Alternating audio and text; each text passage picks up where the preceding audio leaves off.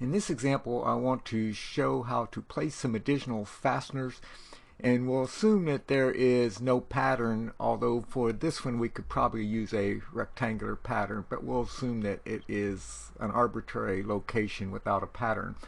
So I have a fastener over here that I'd like to duplicate, so I'll hold down the control key, and this is a Windows operation, control drag to make a copy of something.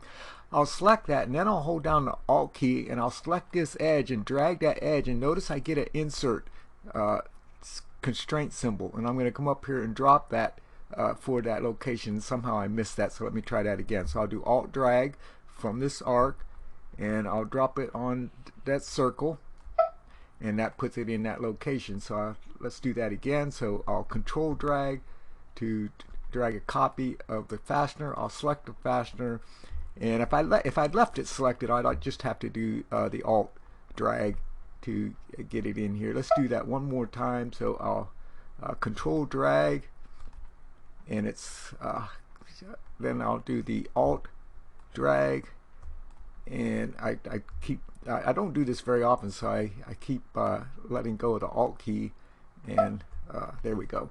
All right, and then if I want to move these into a folder that I've called fasteners, I can use the Windows shift selection, move those all into that folder called fasteners.